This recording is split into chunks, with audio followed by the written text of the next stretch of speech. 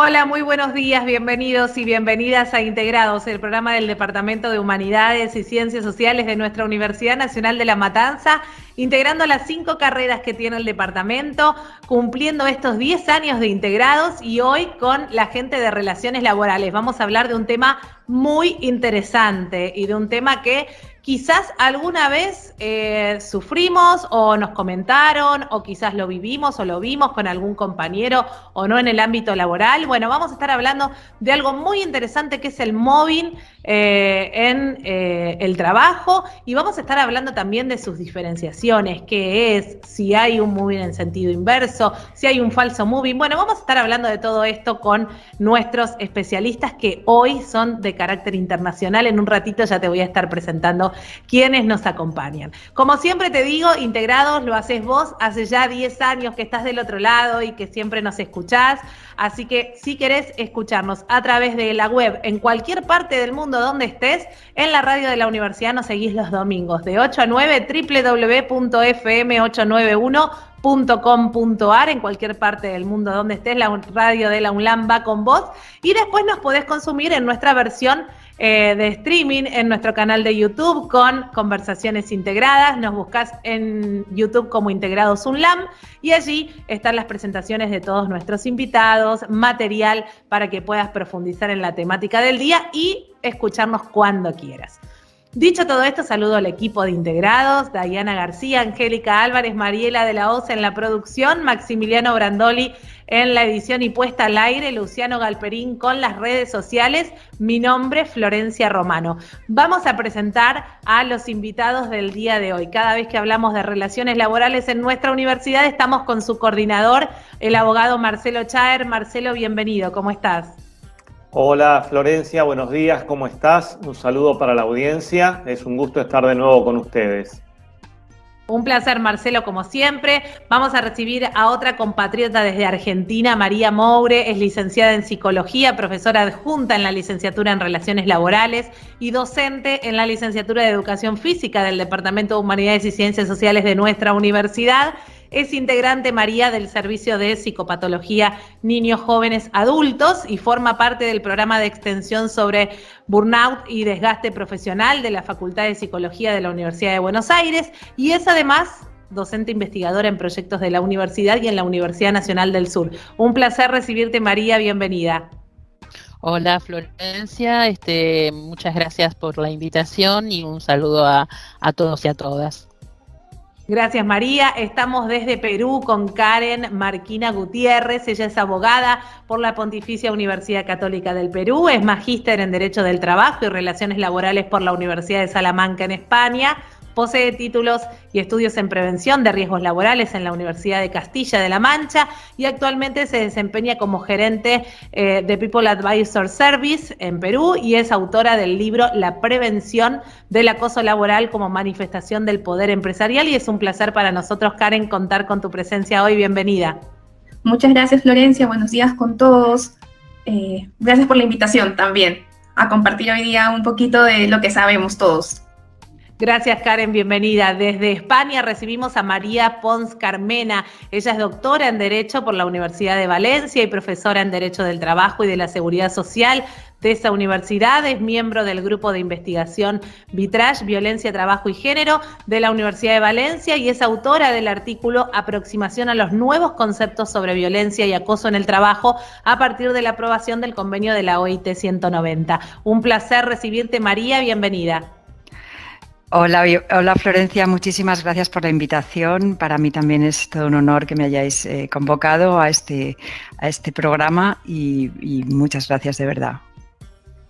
Y desde Ecuador es un placer saludar a José Antonio Burneo. Él es abogado por la Universidad de las Américas, máster en Derecho con orientación en Derecho Empresarial por la Universidad de Palermo, es especialista en Derecho Financiero, Bursátil y de Seguros por la Universidad Andina Simón Bolívar, con sede en Ecuador, y es doctorando en Derecho por la Universidad de Palermo. Es coautor además del artículo Responsabilidad del Empleador por el Mobbing Horizontal. José Antonio, un placer recibirte. Hola Flor, el placer es mío, muchísimas gracias por la invitación y mis felicitaciones por estos 10 años que cumplen con Integrados. Espero que sigan así, muchísimas gracias. Muchas gracias a todos ustedes y hoy, más que nunca, con este tino internacional del programa, vamos a conocer cuáles son las realidades del mobbing en los diferentes países. Pero podemos llegar a definir muy precisamente de qué se trata el mobbing. ¿Tenemos una definición inequívoca? Me parece que no, ¿no? Y esto se lo vamos a preguntar a Marcelo para saber como punto de partida de qué hablamos cuando hablamos de mobbing y cómo se puede tipificar o no. Marcelo. Sí, bueno, si bien se han elaborado definiciones desde la doctrina y también la jurisprudencia trabaja en la caracterización de este fenómeno, no es tan sencillo, no es tan fácil de decir, porque es bastante complejo, tiene muchas manifestaciones muy diversas, que no permiten caracterizarlo con una definición muy cerrada. En nuestro país no tenemos en lo que es el empleo privado una norma que defina, que tipifique lo que constituye el acoso laboral, ¿sí?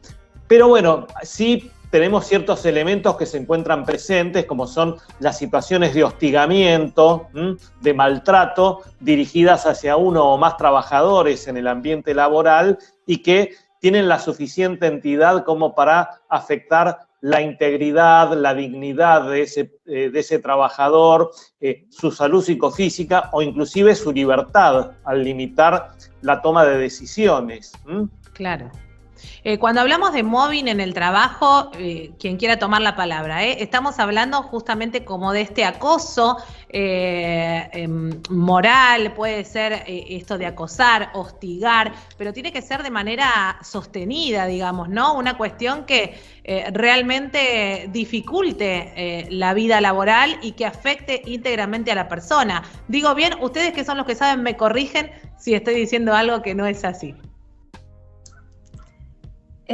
Florencia, yo sí considero y creo que es un tema general respecto a la definición que este tipo de conductas buscan la autoeliminación del trabajador y es pluriofensivo. Como lo comentaba Marcelo, no solamente estamos hablando de la integridad, sino hablamos de una serie de beneficios, de derechos fundamentales que el trabajador no pierde por ser persona. Y es ahí donde vemos la mayor afectación del acoso moral, donde el único evento no puede ser calificado como acoso, sino que sí tiene que ser sistemático en el tiempo para poder determinar que existe la definición como tal y poder tomar medidas frente de.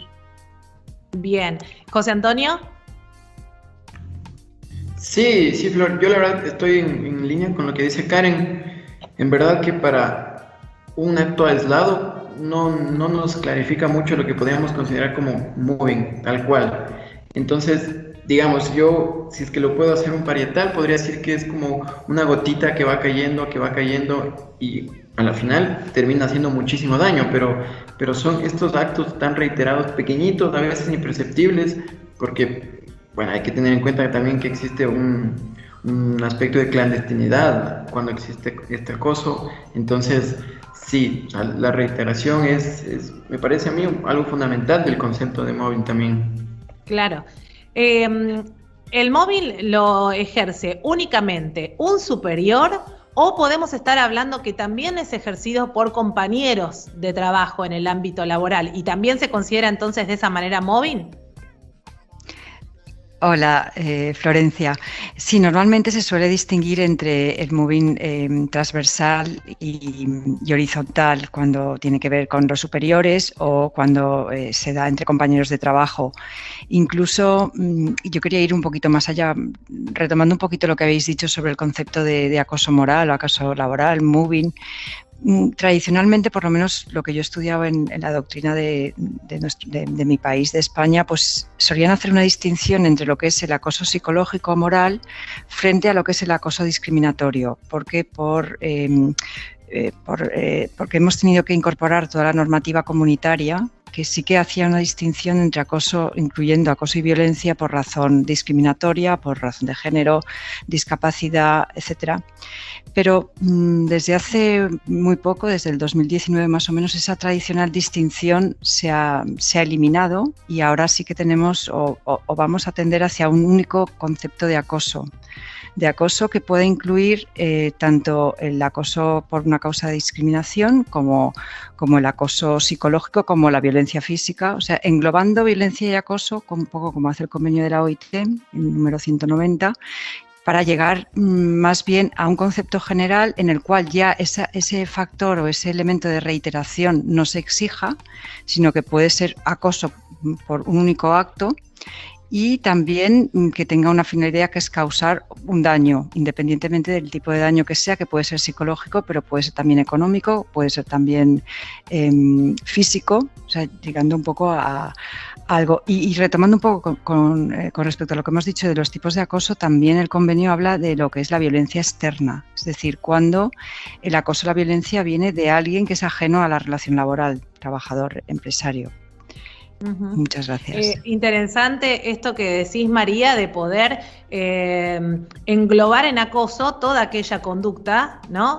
Que sea entendida como esto que habíamos definido antes, que hostilla a la moral o a la violencia física o demás, sin hacer una distinción si me pasa en el ámbito exclusivamente laboral o no, pero es un acoso finalmente. María Moure, vos que en tu rol también desde la psicología nos podrás ayudar, ahí decían nuestros compañeros que obviamente hay una intención detrás de ejercer este acoso o demás. Muchas veces es difícil, digamos, identificar que estamos siendo víctimas de un acoso, o muchas veces podemos esto pasar por, bueno, tengo un jefe exigente, tengo un compañero que es muy estricto consigo mismo, entonces lo es con todos. ¿Cuál es la delgada línea, ¿no?, entre poder darse cuenta si está sufriendo mobbing o no? La delgada línea es bastante difícil de ubicar, ¿no? Porque, bueno, como decía María, el acoso se da en muchos ámbitos y no solamente laboral. Coincido con ella, y el acoso y el daño moral y el daño psíquico que esto provoca. Podríamos también hablar, y entra también entre los casos de mobbing, todo lo que tiene que ver con el desgaste emocional o el desgaste laboral que se da en determinadas situaciones, y tiene que ver con el no reconocimiento, que también es parte de la dinámica del mobbing. Esto, sin ninguna duda, provoca daños psicológicos, pero también traen daños físicos. Entonces, es bastante complejo poder diferenciar, ¿no?, todo lo que tiene que ver con este desgaste emocional, porque también una de las, de los objetivos que podríamos pensar dentro del mobbing es el desgaste emocional. Es un desgaste emocional que va a llevar a la persona que es acosada a precisamente, buscar la última fase de lo que podríamos decir del mobbing, que es la expulsión del lugar de trabajo, más allá de todo el daño que puede provocar en esa persona. Ese famoso me ganó por cansancio, ¿no? Entonces es como que uno dice, bueno, listo, esto ya no lo puedo soportar, mejor me voy para ganar salud, como se dice, ¿no? Pero sin embargo, ¿qué pasó con todo ese tiempo que uno recibió ese acoso y demás? Marcelo decía recién, no tenemos una tipificación legal en nuestro país, en la Argentina, que atente contra, digamos, como para poder penalizar a los que han sufrido mobbing. A ver, no tenemos una definición legal. Eso no significa que no contemos con un marco normativo que permite sancionar esas conductas, porque hay derechos fundamentales del trabajador de los cuales se deriva esta necesidad de protección sin necesidad de que imperiosamente esté tipificado el acoso. El derecho laboral está estructurado en la base de la protección integral del trabajador, ¿no es cierto? A partir de allí contamos con la regulación necesaria y la jurisprudencia lo demuestra. Contamos con fallos que han ordenado la reparación del daño provocado, han justificado la decisión del trabajador de considerarse despedido por causa de mobbing, que es una de las alternativas, ¿no es cierto? Y la reparación del daño provocado, ya sea daño moral, daño psicológico, etcétera. Vuelvo para que no quede una idea equivocada. No tenemos un tipo legal definido, pero sí un marco suficiente para atender estas situaciones, más allá de que sería deseable tal vez avanzar con una regulación específica. Claro, bien, clarísimo. Karen, en tus artículos has hablado sobre la prevención y me parece importante hacer un foco ahí, ¿no? ¿Cómo se previene? Porque ahora lo que estamos haciendo es introducir a la temática, ¿no? Y estamos viendo, bueno, cuando el daño ya está hecho o ya no queda otra salida, esto de decir, bueno, listo, logró su cometido, me ganó por cansancio, me voy, me expulso yo mismo de la organización con tal de no seguir padeciendo esto. Pero ¿cómo se previene el mobbing o el acoso en el trabajo? ¿Qué manera tienen los empleadores y uno también como derecho del trabajador de saber si estoy en un ambiente sano laboral? Con el tema que tú comentas de la prevención, diría, como dice mi abuela, ¿no? Hay que curarse en sano, y creo que esa es la mejor opción. Si lo aplicamos también a nivel empresarial, creería, y yo soy un grato defensor de crear códigos de ética bastante completos, bastante, no digamos complejos, sino completos en el sentido de buscar ayuda. Yo, digamos, soy abogado, no tengo más allá que ciertos conceptos básicos de psicología organizacional y todo el tema de recursos humanos. Entonces, buscar ayuda desde la perspectiva de todo el análisis puertas adentro de la empresa e ir construyendo todo este código de ética en el cual el punto final sería que todos lo conozcan, que todos los trabajadores estén empapados del tema, que sepan que están haciendo mal, a veces cuando piensan que la sana competencia se está yendo un poco más allá de lo que ya se está distorsionando, de relaciones laborales sanas y más que todo eficientes. Entonces, yo creería los códigos de ética y la correcta divulgación entre los trabajadores. Me parece que ese es al menos un primer paso, que no es todo, pero sí es un primer paso. Totalmente. María, en tu artículo, y algo comentabas al principio, estás justamente analizando estos nuevos conceptos sobre violencia y acoso en el trabajo a partir de la aprobación del convenio de la OIT. Y bueno, ¿qué habla respecto de la prevención también del mobbing o del acoso laboral? Hola, Florencia. El convenio habla de la prevención, pero sobre todo la recomendación. La recomendación que acompaña al convenio está llena de pequeñas luces sobre prevención, muchas obligaciones, pero esa parte, la parte de la recomendación no es jurídicamente vinculante.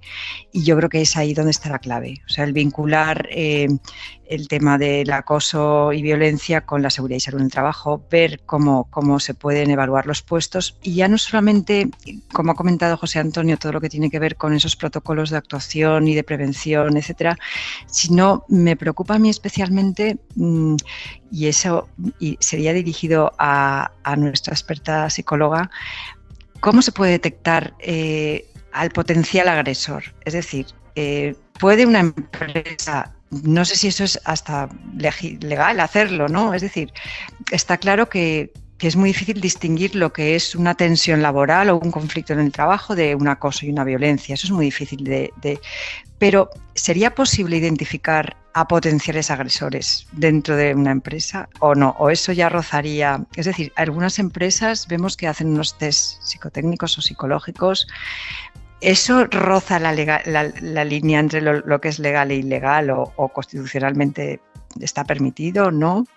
Esa sería una cuestión que a mí me interesaría. Muy buena pregunta la de María y me la contesta ahora, nos la contesta María en un segundito, María Moure, porque antes te cuento que estamos hasta las 10 de la mañana en la radio de la Universidad Nacional de La Matanza y vos nos escuchás en cualquier parte del mundo donde estés a través de nuestra web www.fm891.com.ar. Allí nos escuchas en cualquier parte del mundo donde estés y después podés ingresar a YouTube, nos buscas como Integrados UNLAM y nos escuchás cuando tengas tiempo, cuando tengas ganas, cuando quieras profundizar sobre esto, porque además acordate que ahí en el canal de YouTube te dejamos todas las presentaciones de nuestros invitados y los artículos para que vos puedas profundizar sobre la temática. Dicho esto, muy interesante lo que plantea María Pons Carmena desde España, y María Moure nos va a poder ayudar, así como se hace un perfil, ¿no? Y psicotécnicos para ver si el empleado es apto para cubrir su puesto de trabajo. Bueno, se puede de esa manera detectar a posibles,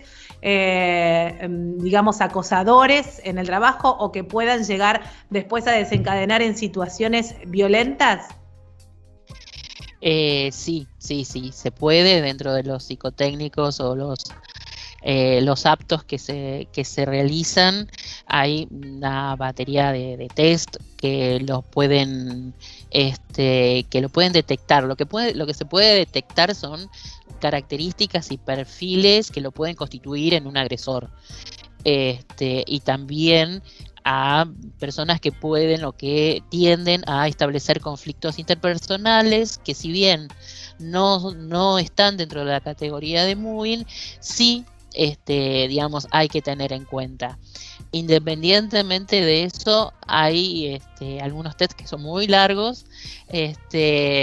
Uno es de castellanos, es español, es el TPT 60, que de lo que se trata también es de ver cuál es el impacto que se puede producir posteriormente. Pero en términos de prevención, sí hay una batería de test que se toman, digamos, no son extraños, se toman naturalmente, pero sí se puede detectar un perfil, ¿no? O sea, unas características de personalidad, y que, bueno, eso digamos, hace a la prevención, ¿no? A poder saber quién es la persona que se toma en una empresa.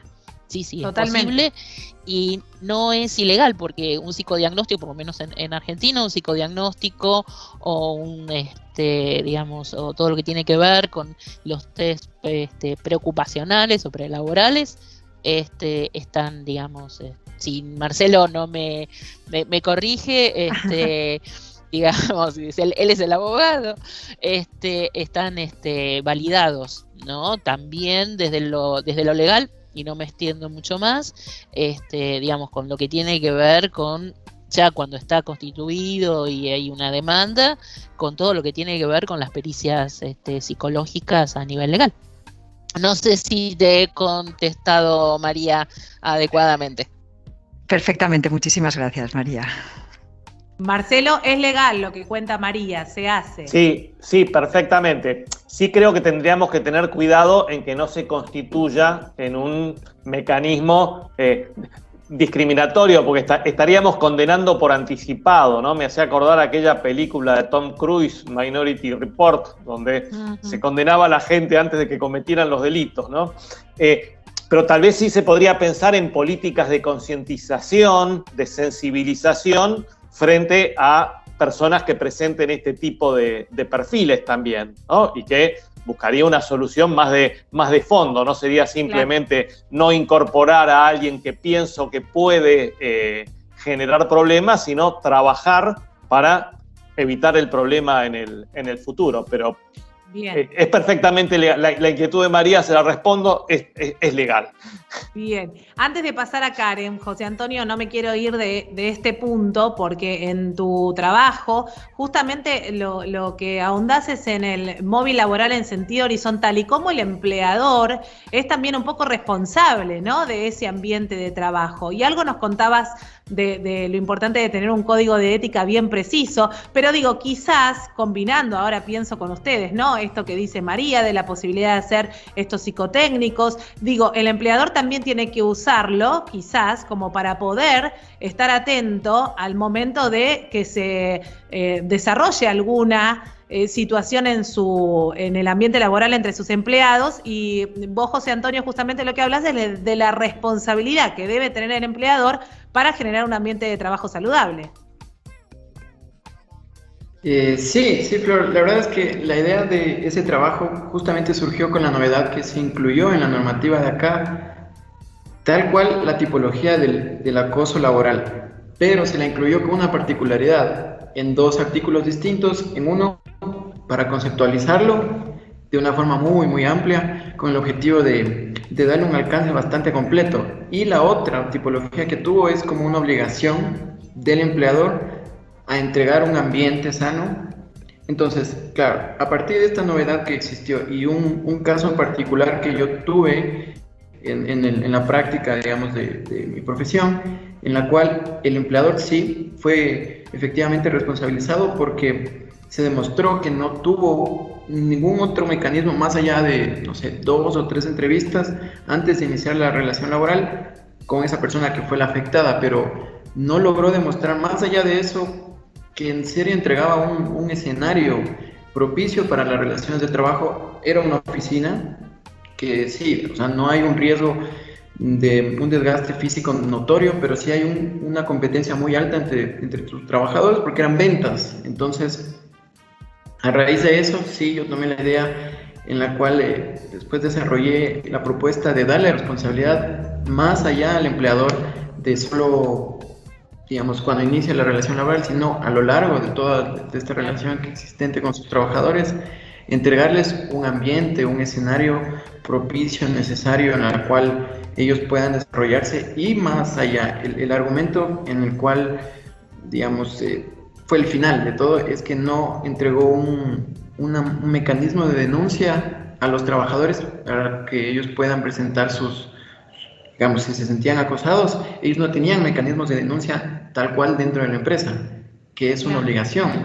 Cuando es una empresa, digamos, relativamente grande, eran 50 trabajadores, y eso pasa, o sea, uno no lo puede tapar el sol con un dedo. Entonces, por eso es, digamos, mi propuesta de entregarle la corresponsabilidad no solo a quien acosa, obviamente es el principal, pero el empleador también a través de todos los mecanismos que tenga a su alcance para ofrecer una mejor situación, evitarlo, digamos, no del 100%, pero al menos entregarle la opción a los trabajadores para que ellos puedan defenderse en el caso que suceda. Vamos a volver sobre eso en unos minutos porque es muy interesante lo que introduce José Antonio en el tema de, bueno, ¿cómo hacer? Estoy siendo víctima de este acoso laboral, entonces, ¿en quién confío? ¿En un compañero? Se lo digo a mi superior, pero mi superior, si se lo digo, ¿no? Quizás ahí María desde la psicología nos puede ayudar un poco también en el decir, bueno, pero si lo hablo directamente voy a quedar como...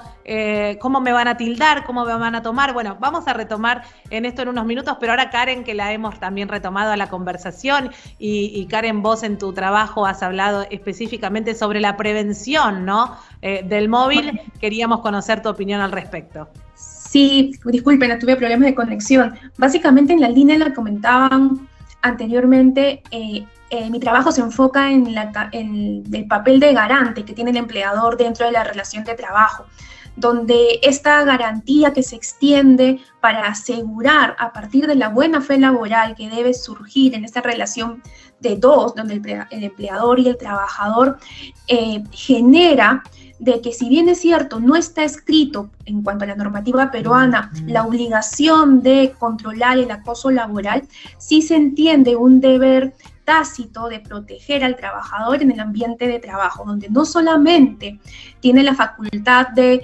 prevenir, sino de tomar medidas adicionales. Y en la línea lo comentaba María y los demás participantes, es en la línea que el empleador va a tener 3 facetas de actuación, no solamente la de prevención en cuanto a los exámenes preocupacionales para saber quiénes están dentro de la organización, sino también en manifestaciones de control, saber evaluar para ver cómo va el índice de mi clima laboral, ya no solamente en cuanto a los trabajadores, sino ya ver la totalidad del entorno, ver si mi clima es propicio o si mi clima o mi ambiente laboral está generando alguna reacción de parte de los trabajadores que me genera un daño a estos mismos. Y por último, como una última acción, deberíamos ya revisar la manifestación de intervención, cuando yo ya detecto, cuando estas medidas de intervención y de prevención no son efectivas, yo ya tengo que intervenir para que ese trabajador víctima del acoso pueda tener una protección adecuada, ¿no? Y también yo, como empleador, no ser responsable del daño causado dentro del ambiente laboral que está bajo mi control como empresario, ¿no? Bien, clarísimo. Justamente tomando esta parte de generar estos ambientes propicios y volviendo a lo que decíamos recién, pasa una situación de acoso, de mobbing. Bueno, ¿en quién confío para contar lo que me está pasando? Acudo a mi superior directo, se lo comento a un compañero de trabajo, si no tengo estas encuestas de clima laboral o no puedo manifestar de alguna manera anónima lo que está pasando, digo, ¿cuántas veces uno se siente presionado al decir, bueno, a ver, ¿será una idea mía? ¿Será que simplemente es así exigente y me lo tengo que aguantar?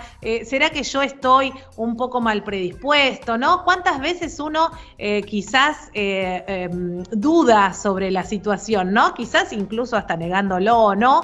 Pero ¿cómo es el mecanismo, más allá de que sea propio de cada empresa? Digo, ¿en quién confiar cuando uno está viviendo una situación de este tenor?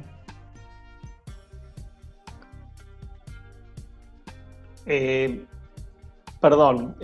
parece que, bueno, va a depender de las características de la organización, fundamentalmente, ¿no? Si la organización genera un clima laboral en donde permita que el trabajador acuda a alguna instancia superior. Pero yo estaba pensando también que hay un actor que hasta el momento no se ha nombrado y que puede ser muy importante en estas cuestiones, y que es la asociación sindical, que cumple también una función. Ahí tenemos un agente exterior, vamos a decirlo así, que puede intervenir y que le puede dar al trabajador ciertas garantías, cierta tranquilidad con relación a que su reclamo va a contar con un aval, con una protección adecuada. Claro, totalmente. El papel de, como decimos siempre, y Marcelo rescata, del accionar colectivo, ¿no? Y es importante también el apoyo de los sindicatos al trabajador. José Antonio. Sí, en línea con lo que menciona Marcelo. Ahora, recuerdo que en Argentina la verdad es que el tema sindical es muy fortalecido y está muy construido, entonces es una vía bastante buena. Ahora, digamos, si es que yo lo puedo poner acá en el escenario ecuatoriano, el tema sindical no está muy desarrollado, la verdad es que no, al menos yo diría que el 90% de las controversias que está en el tema laboral se van por la mediación, y creería, ahora justo contestando lo que tú decías, Flor, recurrir a mecanismos. Acá tenemos el mecanismo público del Ministerio de Trabajo, que uno lo puede solicitar para una mediación. No necesariamente tiene que ir la persona que está, sino que puede ir direccionado directamente a la parte jerárquica superior de la empresa, para uno comentarle en una mediación, decirle, mira, este es el problema, esto sucede, y después a raíz de eso se sienten acta las soluciones que hay. Entonces creía que también es una buena forma los métodos alternativos de solución de controversias. Totalmente. Karen. Sí, en la línea la comentaba José Antonio, igual que en Ecuador el sindicalismo en Perú es descentralizado, entonces no tenemos centrales sindicales ni equipos que puedan proteger a los trabajadores. Además, el índice de sindicalismo en Perú es muy bajito. Por tanto, si los trabajadores no tienen respuesta al interior de la empresa, lo que suelen hacer es convocar al sistema de inspecciones laboral para que puedan intervenir para verificar el cumplimiento o no de sus obligaciones en materia de seguridad, salud en el trabajo, ¿no? Bien, está bueno conocer las realidades de cada uno de los países intervinientes hoy en esta conversación. María Pons Carmena, ¿cómo es la situación allí en España? A ver, yo estoy también, como ha dicho Marcelo, depende mucho también del tipo de empresa, de organización y tal y cual. Sí que tenemos comités de empresa en centros de trabajo que tienen más de 50 trabajadores, son elegidos por todos los trabajadores, pero bueno, principalmente son miembros, personas afiliadas a sindicatos, y ellos pueden intervenir, por supuesto, en estos supuestos. Y también, y cada vez más, y yo creo que esa línea debería en un futuro desarrollarse más, la intervención de la Inspección de Trabajo y Seguridad Social. Dotar de más medios, de más inspectores, etcétera, para, bueno, vigilar, porque no solamente tienen un papel de fiscalizar, sino también pueden mediar, pueden asesorar, pueden mediar y luego ya, en su caso, pueden sancionar, pero hay unas fases previas de advertencias, de recomendación, etcétera, que podrían ser muy útiles. Si hay un centro sin comité de empresa, o en el caso de que no sea el ente adecuado porque tenga que ver algo con el conflicto o con el acoso, con lo que sea. Recuerden que estamos hasta las 10 de la mañana hoy hablando de este tema muy interesante que tiene que ver con el mobbing, con la gente de relaciones laborales de nuestra universidad, y hoy con invitados internacionales, con María Pons Carmena desde España, José Antonio Burneo Carrera desde Ecuador, y estamos con Karen Marquina desde Perú. Importante decirles a ustedes que están del otro lado que nos pueden escuchar hasta las 10 por el aire de la universidad, y que después a través de nuestro canal de YouTube Integrados UNLAM nos escuchan cuando quieren y tienen todas las presentaciones de nuestros invitados, más toda información, datas y accesos a artículos para que ustedes puedan profundizar sobre esta temática. Me gustaría meternos en este último bloque que nos queda para charlar, todavía nos quedan minutos por delante, pero en algo que todavía no hemos incurrido, y ahí nos puede ayudar la licenciada María Moure y también todos nuestros invitados, para hablar de, a ver si está bien dicho sí o no, falso mobbing. Que, digamos, podemos llegar a confundir alguna situación o tipificarla como mobbing y en realidad no. Volvemos a esto de cuán difícil es a veces decir que sí y que no, ¿no, María?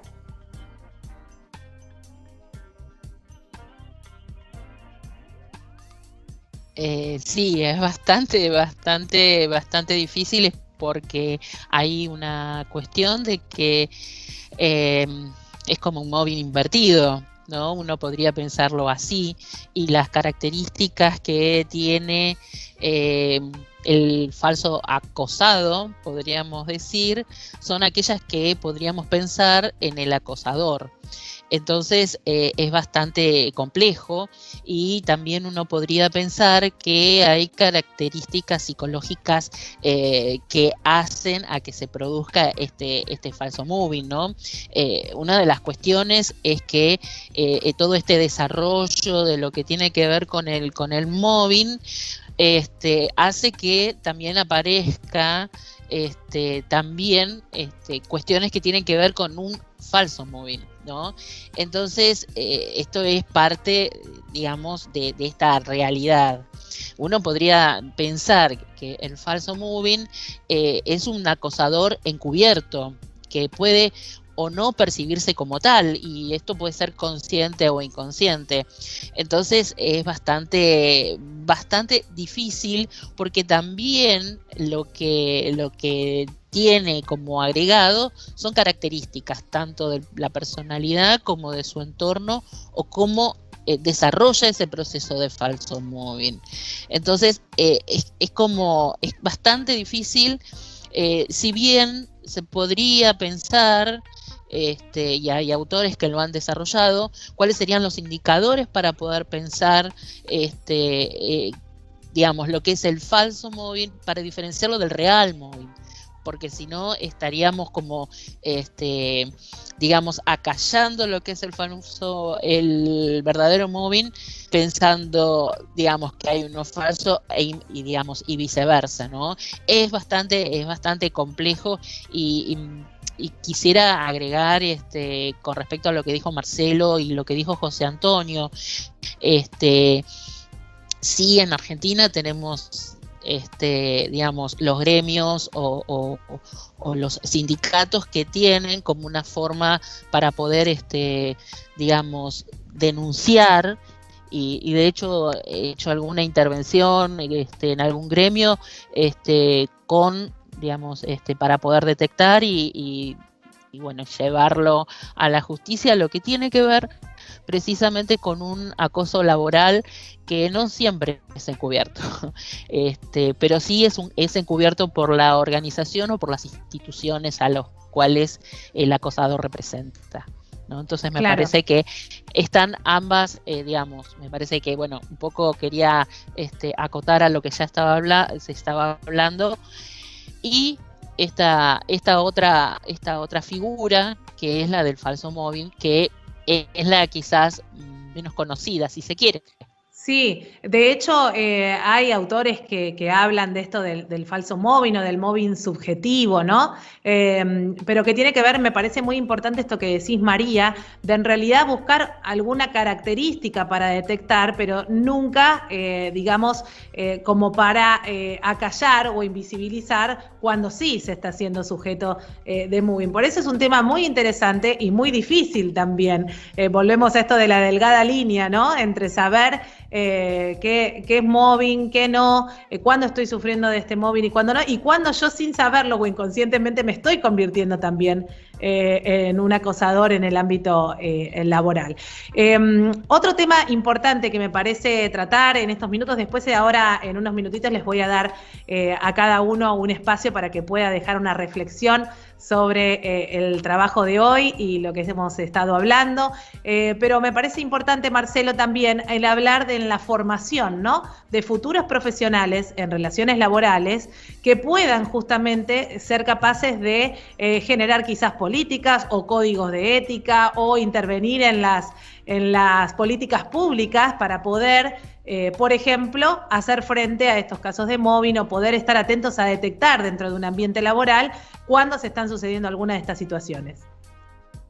Bueno, sí, el tema del mobbing atraviesa todo el plan de estudios de nuestra carrera. Es como se trata de un tema de abordaje multidisciplinario, tenemos diferentes aspectos que van a ser abordados y que es importante que los estudiantes los desarrollen desde el punto de vista de la psicología del trabajo, desde el punto de vista del derecho del trabajo también, pero sobre todo desde el punto de vista de la administración de personal o administración de recursos humanos, como querramos llamarle, porque, como bien planteaban inicialmente José Antonio y Karen, desde la propia organización, desde la propia empresa, es de donde deben salir las herramientas para evitar esas situaciones y, en caso de que se produzcan, tratar de canalizarlas, con lo cual el manejo que pueda hacer en una empresa el área de recursos humanos para detectar estas situaciones preventivamente o para intervenir eficazmente cuando se produzcan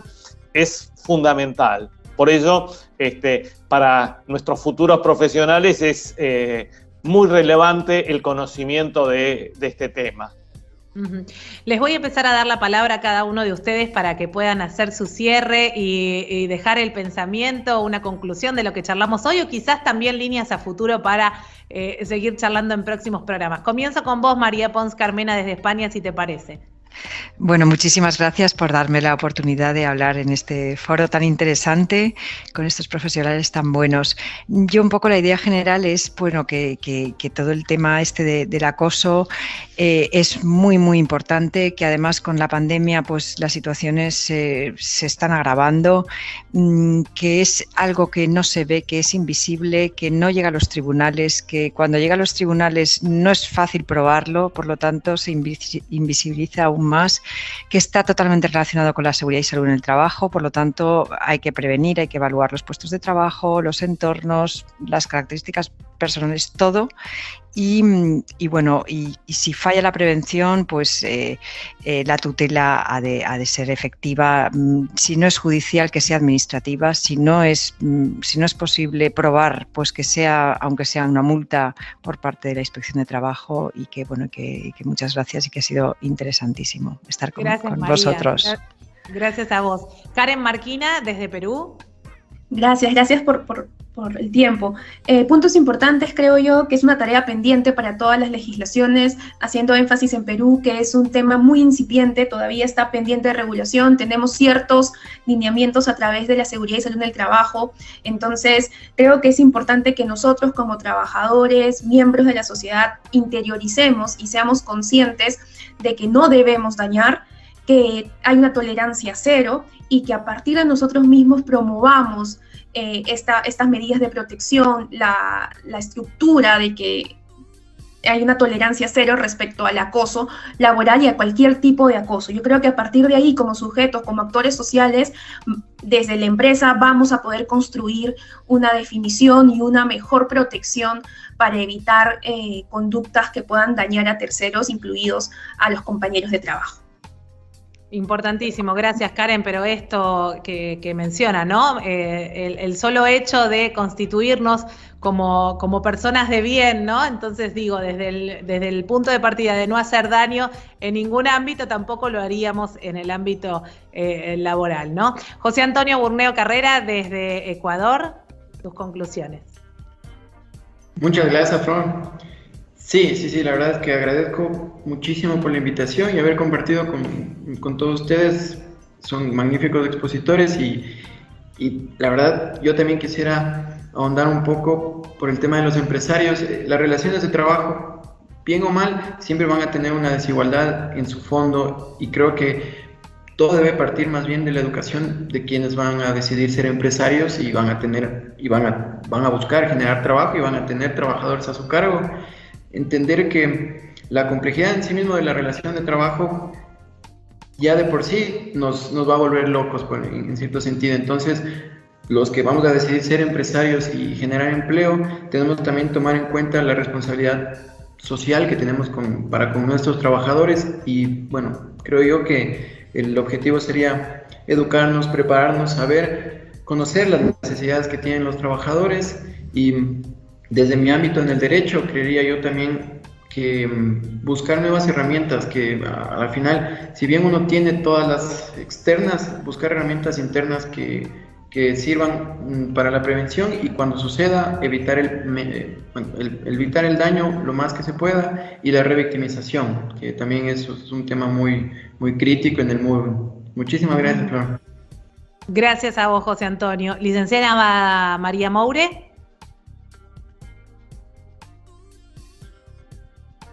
Buscamos activar el micrófono previamente. Sí, me parece que todas las reflexiones que hemos escuchado son muy interesantes y me parece que precisamente las responsabilidades están repartidas tanto entre los empresarios y los trabajadores. Acuerdo obviamente con Marcelo, que esto atraviesa a todo lo que es la formación de quienes se van a desempeñar como licenciados en relaciones laborales, porque también uno tiene que pensar que es como el móvil tiene sus características ascendentes, descendentes y transversales, también digamos, todos los actores son pasibles de tener falsas acusaciones, ¿no? Y me parece que esto es una de las cuestiones que tenemos que tener en cuenta y que en la prevención, sin ningún tipo de discriminación, pero sí como una observación para poder tener en cuenta de cómo va a ser el clima laboral. El clima laboral va a afectar a los trabajadores en cualquiera de sus niveles y esa afectación puede convertirlos en un acosador o producir lo que denominamos el burnout o desgaste emocional. Esta es una parte que a mí particularmente he trabajado y me interesa mucho, pero que va de la mano, ¿no? de lo que son las falsas acusaciones, el falso moving, y me parece que es importante velar por que las falsas acusaciones de acoso moral no sean aquellas que empañen el verdadero acoso y las verdaderas víctimas de esta violencia laboral. Así que bueno, agradezco mucho todo el tiempo que nos hemos dedicado y a todos los expositores, por supuesto. Gracias a vos, María, un placer. Marcelo, cierro contigo. Bueno, es un poco difícil ser original después de todos estos cierres donde han abordado prácticamente todas las aristas del tema de por sí complejo. Solamente podría agregar para mostrar que es un tema inagotable, por así decirlo, que también habría que trabajar en lo que tiene que ver con la caracterización de estos factores de riesgo psicosociales para poder avanzar en la legislación en lo que refiere a la atención del trabajador afectado, no solamente en la reparación del daño. Estoy pensando en nuestro país en el sistema de riesgos del trabajo, que es similar, existe en los países de nuestros invitados, para que puedan cubrir de alguna manera efectiva, cosa que hoy no sucede, no está previsto, no está contemplado este tipo de daños, digamos, en el sistema de reparación de riesgos. Bueno, avanzar en ese tema, que es una arista también importante, ¿no? Más allá de que, por supuesto, la prevención es lo ideal. Así que... Totalmente. Gracias, como siempre, a todos. Un placer. Yo creo que ha sido muy productivo el programa de hoy para todos los que nos están escuchando y sin duda para todos los que somos trabajadores. Así que muchísimas gracias una vez más. María Moure, Karen Marquina Gutiérrez, María Pons Carmena, José Antonio Burneo y nuestro querido Marcelo desde aquí, desde la universidad. Muchísimas gracias a todos. Ha sido un placer recibirlos en el Integrados de hoy. A vos que estás del otro lado, te digo que te espero el próximo domingo, bien tempranito, a las 9 de la mañana, para hacer otro Integrados. Gracias a todo el equipo, Maximiliano Brandoli en la edición y puesta al aire, Luciano Galperín en las redes sociales, Dayana García, Angélica Álvarez y Mariela de la Hoz en la producción. Gracias a todo el Departamento de Humanidades y Ciencias Sociales de la Universidad, a la Secretaría de Medios de la Universidad también por hacer posible este programa. Mi nombre es Florencia Romano. Nos vamos a volver a encontrar el próximo domingo con otro programa cumpliendo 10 años de Integrados. Chau, buena vida para todos.